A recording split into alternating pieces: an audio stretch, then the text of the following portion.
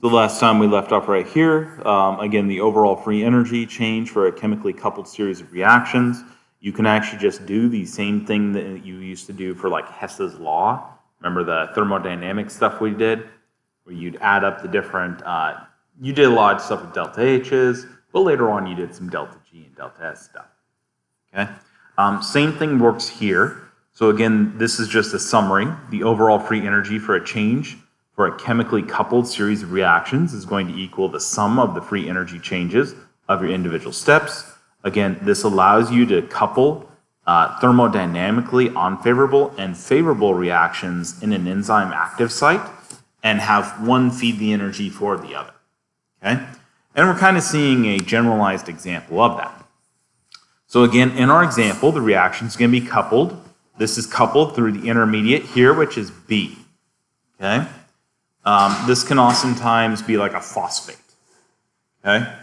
Though it doesn't have to be a phosphate. You can have a variety of different things. It could be things like an NAD. It could be that sort of stuff.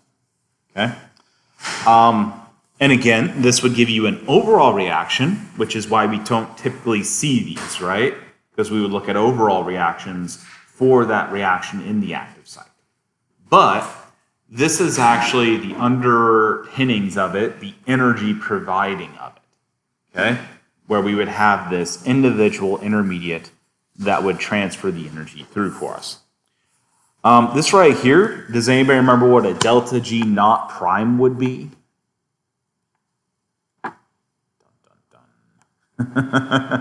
Oh my God, he's done it to us. Okay. Yes. Okay, so a delta G naught, so delta G would be spontaneous free energy, right? Okay, or Gibbs free energy. The naught part means under a standard set of conditions. Okay? Normally STP would be standard temperature pressure, would be something like 0 degrees Celsius and 1 atmosphere, right? But those conditions don't really make sense for physiological, do they? And so what a prime means is we have modified those conditions somehow. Typically that means you've set the concentrations to 1 and you have the temperature set to essentially like either room temperature or body temperature, depending on which one you're talking about. Biochemistry is more often than not body temperature, but you have to be careful, okay? Because every now and then it is room temperature because it's a lab, right? that they're working with. Okay, and so these are the values. Notice they have kilojoules here and kcal. Does anybody remember how kcal relates to the world around us? That's the capital C calorie that you see on packaging and stuff. And kilocalorie, 1,000 calories, small c calorie. Okay, so again, ATP is typically considered the universal currency of free energy in your biological systems. Your free energy derived from the oxidation of food and from light is typically formed into or transformed into ATP. The ATP is going to act as your free energy donor in most energy requiring processes. And so ATP is typically one of these things here, okay? And will be one of the forms you are transferring energy in these different reactions. So the ATP is going to be the nucleotide consisting of adenine. It's going to have a ribose. It's going to have a triphosphate unit. The active and a complex with magnesium or manganese, Mg2 plus or Mn2 plus. Very, very rarely has almost any activity without those. Okay. Now that is not to say that would not have any activity at all, but it would be vastly slower than without those. Than with, okay? And you can actually stop systems from reacting by just excluding those. Kind of an interesting side note, by the way. The ATP hydrolysis is going to be exergonic. Anybody remember what exergonic is? Yeah. We're releasing Gibbs free energy. We have negative Gibbs free energy for our reaction. You got it. Meaning provides energy. The ATP is going to be energy rich because of that 3-phosphate linked together. This is going to contain 2 phosphonhydride linkages that we can then hydrolyze, take apart, and provide that energy. This right here is ATP going to ADP, freeing 1 phosphate group. And again, see the I here. meaning an independent phosphate group, right? Okay, and so this right here has a delta G naught prime of negative 30.5 kilojoules per mole. If we go from ATP to AMP, on the other hand, that would free two of the phosphates together, not separately. Okay? Notice you only have one I here because you only have one independent. Okay? This would give you negative 45.6 kilojoules per mole. What do you notice about those numbers? Yeah, they're negative. That meaning they're exergonic. They're providing energy. The other thing you notice is this one, freeing one phosphate, gives you less energy than freeing two phosphates, right? But not double the energy, does it? Yeah. Removing that second phosphate does not double the energy. It's like a 50% increase in the amount of energy you get, right? Okay. So that's a place where people have a tendency to make up their number because it seems like two phosphates should double the energy, right? But it does not. The release of free energy is by these different things: the formation of new covalent bonds, the formation of non-covalent interactions with water, and increasing the entropy. These are the three sources of that delta G right here. Okay? And that's a large part of why this is not a doubling of energy. You're not doubling the entropy, are you? Yeah. You're not having a huge number of different covalent bonds being made because you have one less place where you hydrolyze in the first place, don't you? You hydrolyze them both together. So the delta G for the ATP hydrolysis is under typical cellular conditions is approximately negative 50 kilojoules per mole. Again, remember that these are a delta G naught prime. These are not exactly physiological conditions in a cell. Okay? They are still standardized conditions. These numbers here, this is very, very low resolution, right? How many sig figs does that have? 1. Yeah. And the reason it's very low resolution, 1 sig fig, is because the standard conditions in a cell don't exist, do they? You get a lot of different conditions in cells, as we have demonstrated very well in if you do the Organic 2 lab, we have a spinach lab. Every single damn example of spinach is going to have slight differences, right? Yeah, when you're real world, you're going to have differences. Okay, so again, this is the structures of ATP, ADP, and AMP. They're going to differ only by the number of phosphates, and we can see that in these red tails over here. Everybody go okay with that? Okay. Is everybody okay with the alpha, beta, gamma terminology? Yeah. Alpha being the one linked to the ribose, right? Okay. By the way, DAMP, DATP, etc. would just be the deoxy, right? Okay. So some reactions are actually going to be driven by GTP, UTP, and CTP. These are some of the more common other versions. They work pretty much the same way. It's just that instead of having an A, adenosine, right, we have a G, U, and C. Technically, you could also have TTP, etc., but those are less common because those would be like the deoxy forms, right? These ones being deoxy, i.e. the RNA versions, right? Okay. The nucleoside monophosphate kinases are going to be enzymes that phosphorylate nucleoside monophosphates. And so right here we actually see a nucleoside monophosphate kinase undergoing that reaction. And so we have a NMP. What does the N mean when we have that?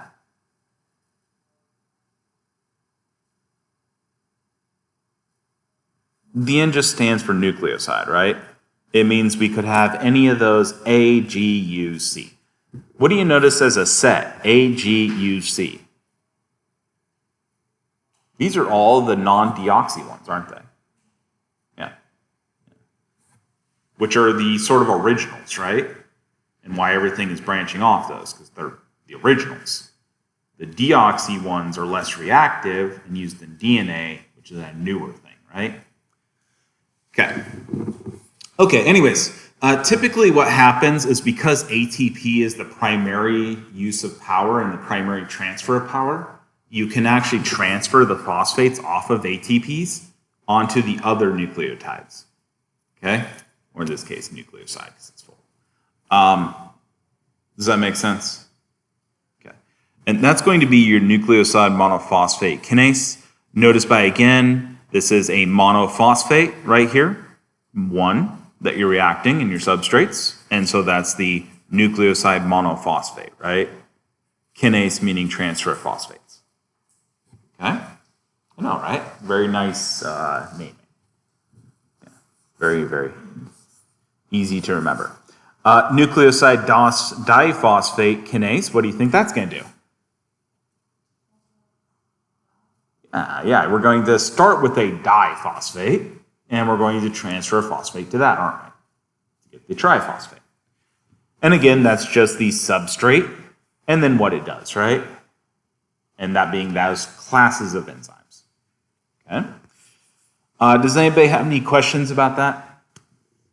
Okay, yeah, that's pretty nicely straightforward in the naming. So again, ATP is the primary energy carrier in most cells. All the nucleoside triphosphates are actually energetically equivalent. There's very little difference for it having a different base on that head, because it's a fairly lengthy difference in, there's a lot of distance here, right? This stuff up here does not affect these over here much, okay? Maybe a very, very, very small amount, but not within our error of, the error of margin we have for being in a cell. Okay? Like, you're not detecting that over what's happening in that cell. Okay? Two important electron carriers are NAD plus and FAD. These are typically considered the redox components, okay? The reduction oxidation versions. And so the acyl group carrier, coenzyme A, are derivatives of ATP. That's actually where they get the A's in the names. So the unfavorable conversion of the compound A into the compound B, this can actually be made possible by coupling a ATP hydrolysis that can then overcome that energy, that non-spontaneous positive delta G, right? And then make it spontaneous. Okay? It's kind of like a roller coaster. So if I tried to get you on a roller coaster and all I put was one hill, we didn't bring you up the hill first, what would happen?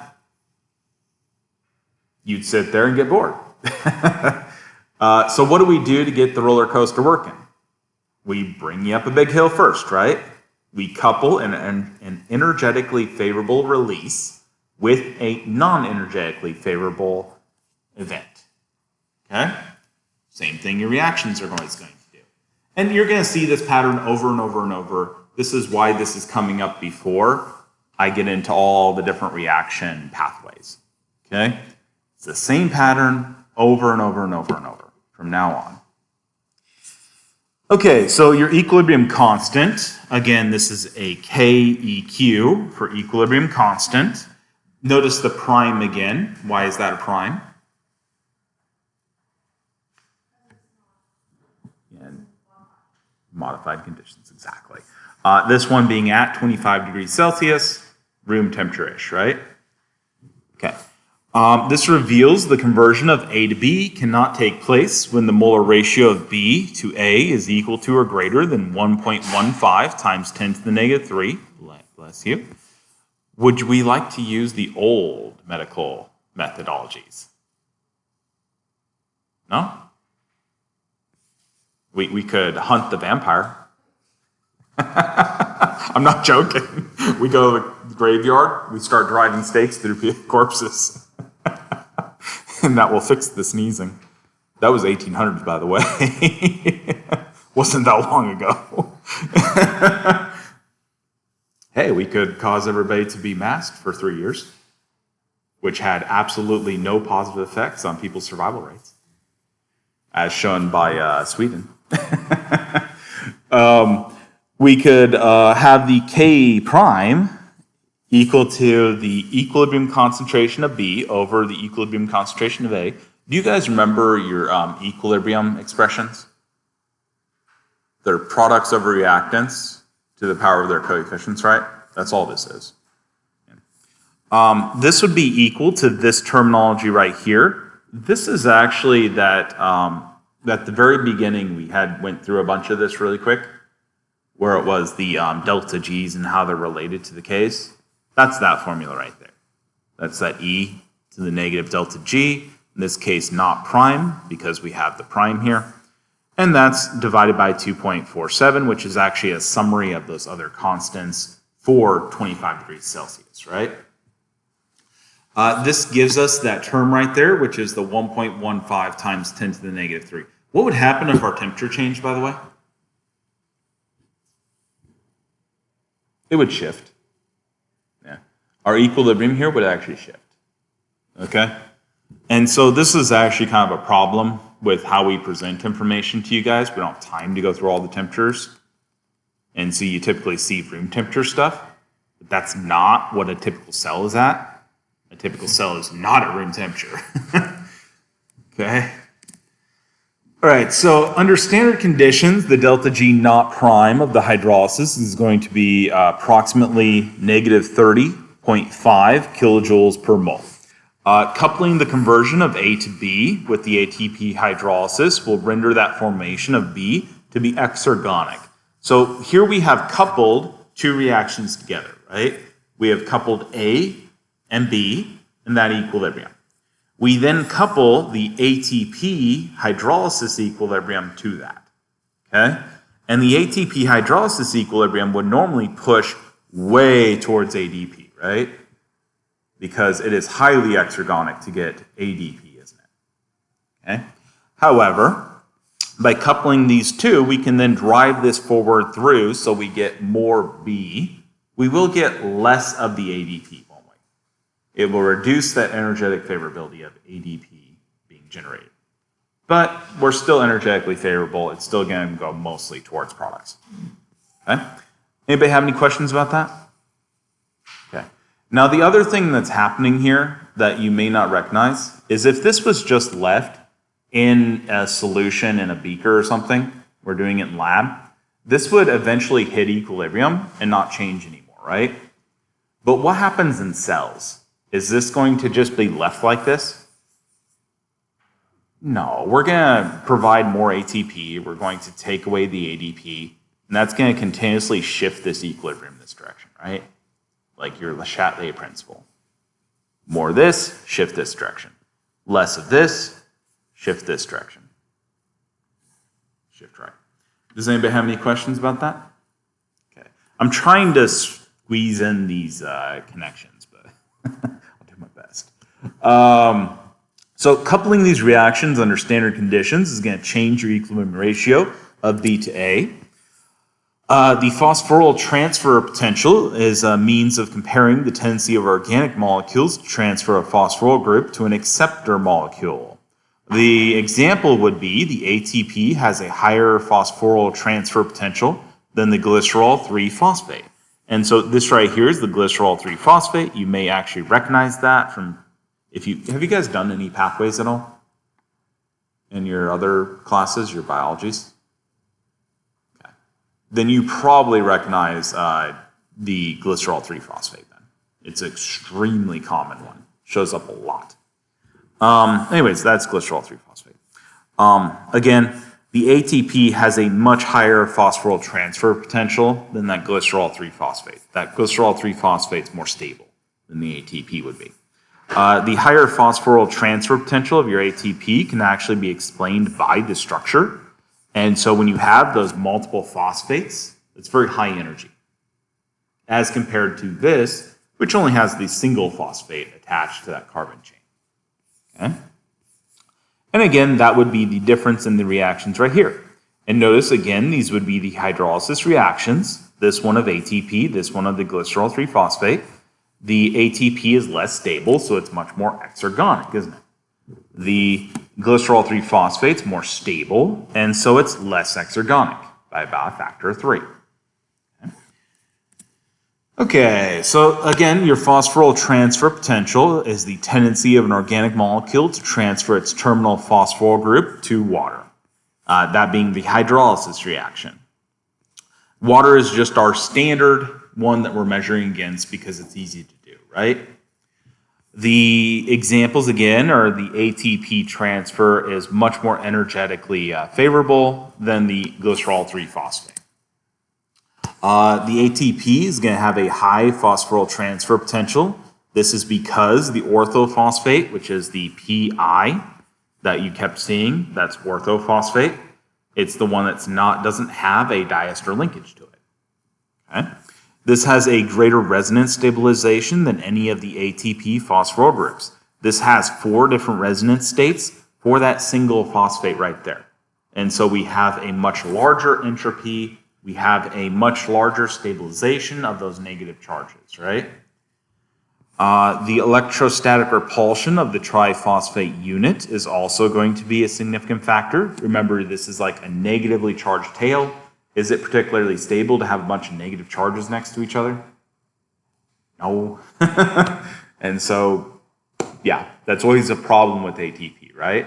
Remember when we talked about it, I said that it will fall apart by itself.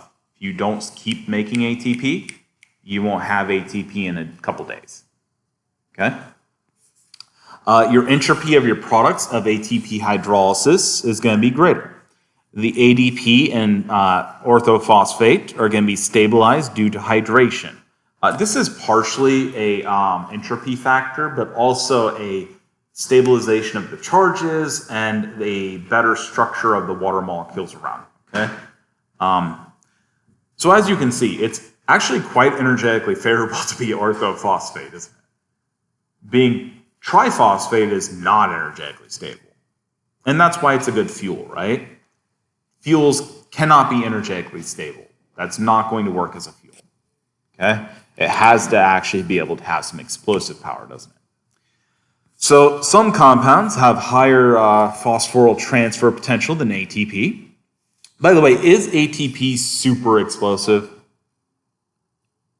Like if you compared it to gasoline? No. But these aren't actually that high of kilojoule values, are they? The reason that's used as the energy molecule in your body is because we don't want it to be so explosive. It all gets consumed in a flash, right? You wouldn't have any energy then. Okay? And it can't set itself off because then we'd have blowing up cells. That'd be bad. So some of the compounds are going to have higher phosphoryl transfer potential than ATP. And these are going to be things where we're setting up reactions that are going to need a lot of energy to push through. Okay? And some of these examples that have higher phosphoryl transfer potentials are going to be things like phosphoenol pyruvate. Anybody ever heard of PEP before?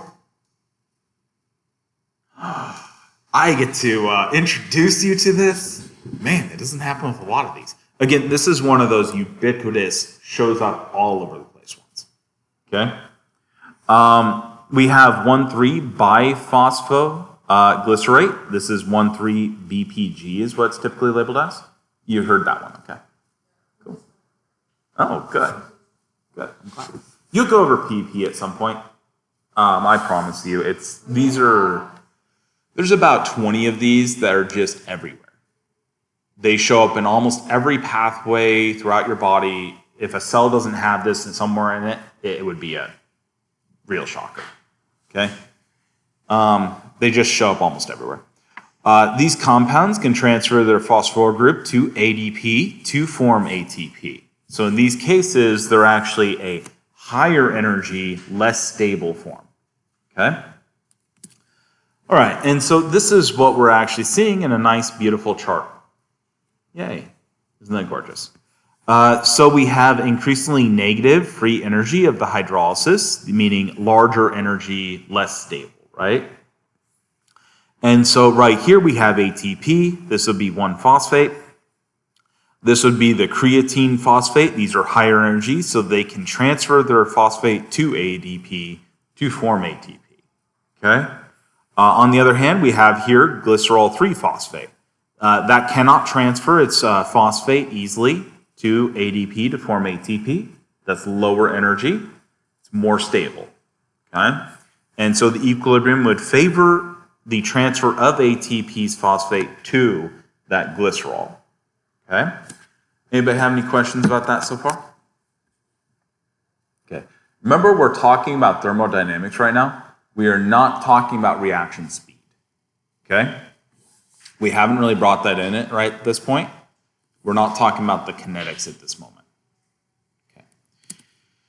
Okay, so ATP has an intermediate phosphoryl transfer potential among biologically important phosphorylated molecules.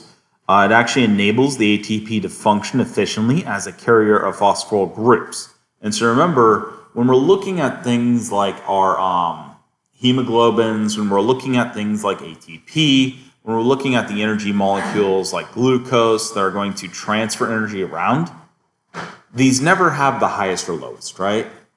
Why are they useful to transfer this stuff around? Because they have intermediate values, right? That means that they can accept from some and be built, and then they can give it off to other places and cause those to go forward, right? And that's what we're looking at here. And so again, you notice ATP to ADP is about in the middle, right? That would be that phosphoryl transfer potential. And again, you notice we have stuff above that, we have stuff below that. Anybody have any questions on those? No? Fantastic. All right, so the ATP in muscle is going to sustain contractile activity for less than 1 second. Okay? So, done. Everybody want to do it with me? We'll use up all your ATP real quick. Ready? Contract. You are already passed. By the time you did it, you were done. Okay? You can only sense it for about 3 rounds of your sensory ability. Okay? Okay? Because your sensory ability is only 0.2 seconds. Your creatine kinase is going to catalyze the regeneration of ATP from creatine phosphate and ADP. Remember, creatine phosphate had was up here. And so it can transfer phosphate groups to the ATP fairly easily, right? It's energetically favorable to do so. And again, this is this reaction. And again, that's the kinase that would do that, creatine kinase. The delta G naught prime of the hydrolysis of creatine phosphate is actually 43.1 kilojoules per mole. What do you notice about that versus the ATP? Well, the ADP going to ATP. That's negative 30, isn't it? So that pushes that very comfortably through. And so that equilibrium will greatly favor the formation of the ATP on it. Okay. So the bigger the number, the more likely it is to... The bigger the number, the more likely it's to lose the phosphate. You can think of it like a sliding scale. So this would transfer phosphates to the one behind it and any of the ones under that. Okay? If we tried to go the opposite direction, it would be like trying to go up the slide. Okay? That's literally what it is, right? It's potential. Slides being potential energy from Earth, gravity. This being potential energy of losing the phosphates. Okay. Okay, did that make sense? This is the creatine, by the way. That's the creatine phosphate. And the reason that it's less energetically stable is because you're attaching it to this amine over here. Notice there's the double, there's the imine, with the I right there. This is actually your sources of your ATP. And what's going to happen is we have different molecules that will be sources of ATP for the different time periods of your activity, okay? And so the immediate energy source is going to be ATP. As that curtails down, we'll start taking the creatine phosphate and creating more ATP to use. And then once that starts leveling off, we actually have a bit of a gap here, which is one of the reasons why like people go really fast for a few seconds, like tens of seconds, right? That's this stuff here. And then once you get beyond that point, people slow way down, right? And it really doesn't matter what you're talking about. Any athlete, that's true. You can lengthen this out a bit and create a bigger tail here with a lot of aerobic exercise and certain things you can do, okay? And then this is the endurance portion. This would be your endurance athlete. And that would be minutes to hours. This being the anaerobic metabolism, this being the aerobic metabolism. What does the anaerobic happen first?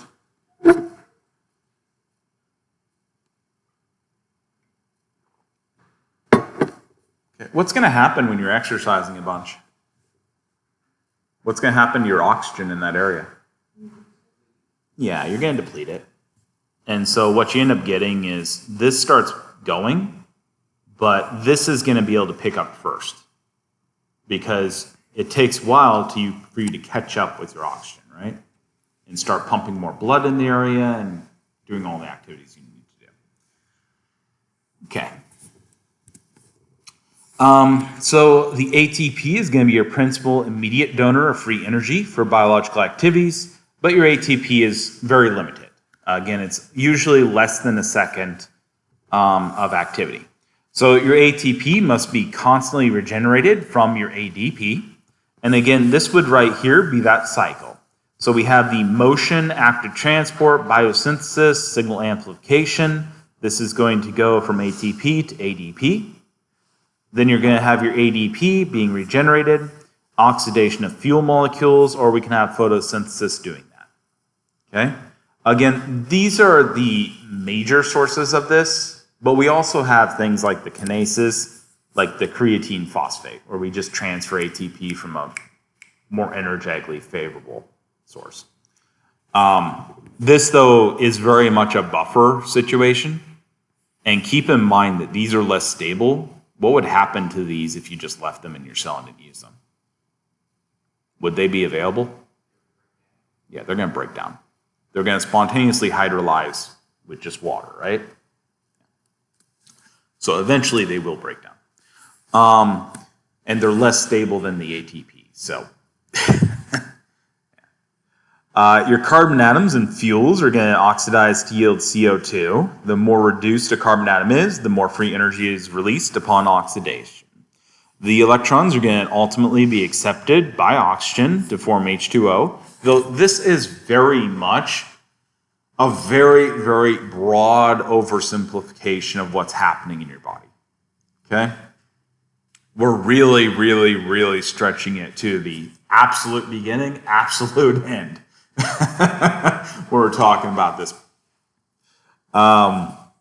So again, these would be most energy to less energies. And notice what happens as we get more oxidized, we get less energy. Everybody okay with that? Fantastic. By the way, this is also why natural gas is usually considered a more efficient fuel than something like coal. It's because it's more reduced. The coal has more carbon-carbon, and so it has more oxidized. In case you're ever wondering. So fats are going to be more efficient fuel sources than carbohydrates. Again, this is because the carbon atoms in fats are going to be more reduced. See that? And so this is why you can get more calories out of fats than you can a gram of glucose. Okay? They're much more energy dense. So this is also why we store our energy in these forms. We don't store them in glucose much, right? We store them more in fats because they're more energy dense. We can carry around less fat for more energy. Okay? Compounds with high phosphoryl transfer potential can be coupled carbon oxidation to ATP synthesis. So for example, the glyceraldehyde 3-phosphate, this is a very common metabolite. This is a metabolite in the glucose, formed from glucose, formed during the glucose oxidation to be able to transfer those phosphates off. So the C1 carbon is going to be the aldehyde oxidation level. It's not in its most oxidized form right here. That's this one right here. When we oxidize this is going to be a more oxidized form, which is your carboxylic acid. Did everybody notice this is just that straight up same thing we talked about in Organic 1, where I was talking about the more oxidized forms each time and our path of oxidation? We've done it a lot with like permanganates and stuff. Yeah, same thing. Okay. This is the glyceraldehyde 3-phosphate right here. Again, the oxidized, this is the oxidation. Okay. And that's the 3-phosphoglyceric acid. Notice, by the way, that's an ic acid because that is a carboxylic acid now. The carbon oxidation will generate the 1,3-bis phosphoglycerate. That's the 1,3-BPG. You will almost never hear the full name for that. 1,3-BPG is used all over the place. Okay? So, congratulations. That's probably the last time you've ever heard the full name in your entire life. The electrons are going to be released, are going to be captured by the NAD+. This is going to be the most oxidized form.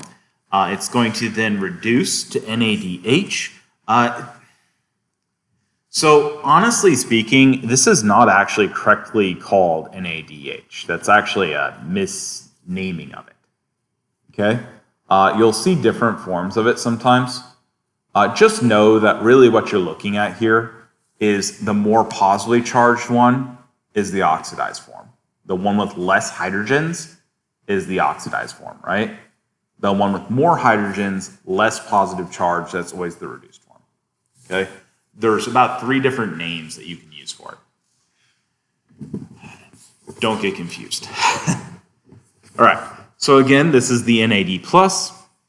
What you're going to see here is there actually is always going to be an accompaniment of 2 hydrogen transfers in every NAD+ reaction. And so what we see here is we have GAP, that's the glyceraldehyde 3-phosphate. It's reacting with NAD+. And anybody know what that is?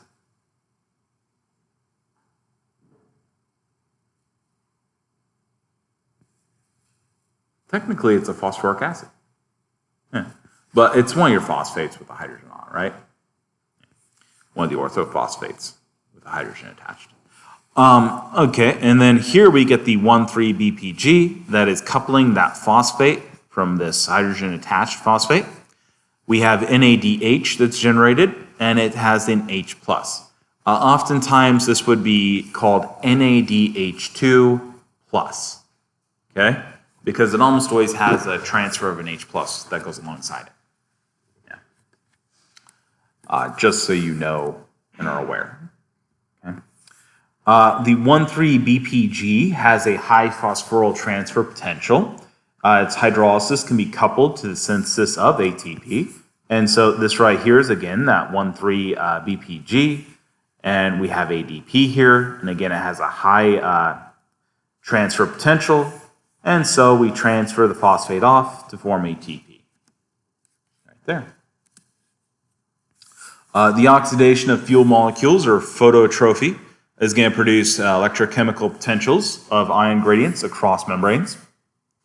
This is going to serve as a versatile means of coupling thermodynamically unfavorable and favorable reactions.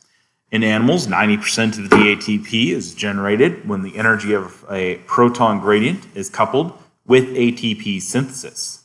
This process is going to be called oxidative phosphorylation. That's the overall process. Okay. You can also, this is the citric acid cycle too, is coupled to this. Okay. They are not as independent. You may have heard of electron transport chain, citric acid cycle, oxidative phosphorylation. Are there other ones you've heard? No? Did I pretty much cover the ways you've heard it? Okay. Okay. They're all going to be the same thing. They're going to be a tightly coupled series of reactions that are just going to generate a proton gradient. That proton gradient is then going to be used to power ATP synthesis. Okay? It's a lot like there's a lot of dams in Tennessee, right? Has everybody seen a turbine dam? Okay. It's just like that. Instead of water, you have protons. Okay? I mean, it is just like that. Mechanically, looks exactly the same. Okay? So just have that picture in the back of your head. All right, so this is going to be that gradient created. We're going to have the oxidation of the fuels. This is going to pump protons out. And that's what we're doing right here.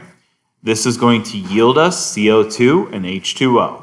We're going to consume O2 in this process of oxidizing the fuels. By the way, that's the exact same reaction right here as a car. Did you guys know that? Yep. By the way, there was a $10 billion a year green initiative fund that had on their website the CO2 that's put out by a car is different and poisonous, and CO2 put out by a human or a tree or any other organism is a different compound. Yep. By definition, that's not true. All CO2 is the same. Okay. So anyways, we are establishing a proton gradient across the membrane. And remember, protons have a lot of trouble going through membranes, right? Because the semi-permeable are neutral and hydrophobic. So again, that's that lipid bilayer here. Now what's going to happen is we'll have a channel through. This channel will be coupled with a mechanism that was going to physically force the reaction of the ADP with the orthophosphate to form ATP. Okay? This will also form water because the hydrogens will combine with oxygen to form water. And again, that is being powered by what? Okay, how does a dam work? You get a bunch of water on one side of the dam, right? You put a channel there, yep. And that turns a turbine, right? It's literally how this works. This is the turbine. Even looks like a turbine. Because it is. It very much is. And so yes, it's that proton gradient, or another way of saying that is an electrostatic potential, right? Okay. So the phosphate esters are going to be thermodynamically unstable, yet kinetically stable in water. What does that mean? Thermodynamically stable means they are? Which direction is the equilibrium? Them falling apart, right?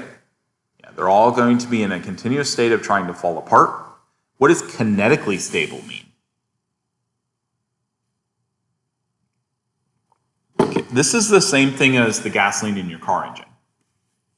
So your gasoline is continuously oxidizing, right? Why doesn't your vehicle burst into flames? Because slow. Yeah, slow. So without the engine to help it along, it's just too damn slow, right? And so it can never get enough energy feeding back in to become spontaneous itself, right? To really get going. Okay? And so the same thing's happening in your body. Eventually, those phosphate or compounds would oxidize, but yeah, they need a engine, they need an enzyme to speed that process up enough for it to be meaningful. Okay?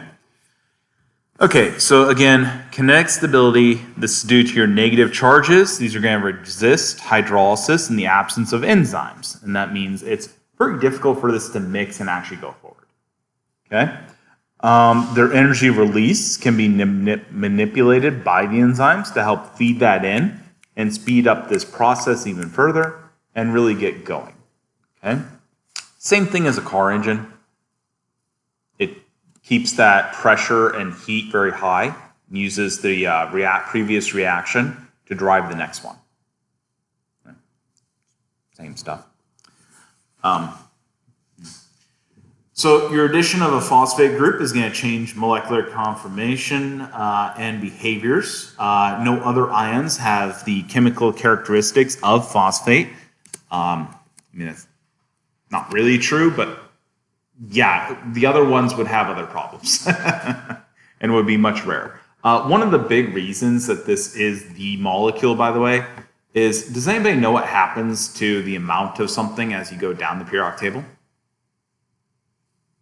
Okay, so if we were to look at the total mass in the universe, what do you think the first line in the periodic table represents? 90% of all mass in the universe. Yeah, the vast majority, right? And so the second line, what does that represent? Yeah, it's like 9.9 something percent. We're already the vast majority of the mass of the universe at that point, okay? And then the third line, at that point, we still have meaningful amounts. But if you were to start using stuff on the fourth line and lower, it would be so rare that you'd have like, you could maybe make 1 in 1,000 of our current humans. You just won't be able to encounter them in nature often enough to make new humans. It would be ridiculously rare. And the only reason we can do what we can do with like making stuff is because iron is a bit of a special point because it's the most stable nucleus. And so iron shows up a fair amount, but you notice that the rest of the stuff, we have huge problems, right? Getting it and sourcing it. And did you know the silicon, by the way, there's literally 2 places in the entire world, they're only 30 miles apart, that produce the glass that you need to make the silicon wafers in your phone. And literally somebody could duster crop that area, and all silicon manufacturing in the entire world would just stop for like until we develop a new way of doing it. Yeah, you could destroy the entire world's economy in like an afternoon. Yeah. Pretty crazy, huh? Okay. So anyways, phosphate has some very unique properties, and this is why a lot of the biological molecules and the biological processes are going to center around that. Okay? And it has a lot to do with those resonance structures and that extra octet bonding that can be done with oxygens. Okay? So stage 1, energy from food is going to be extracted in your 3 stages. Stage 1 is going to be the large molecules in your food are going to be broken down into smaller units. Stage 2 is going to be small molecules are going to be degraded to a few simple units. These few simple units are going to play central roles in metabolism.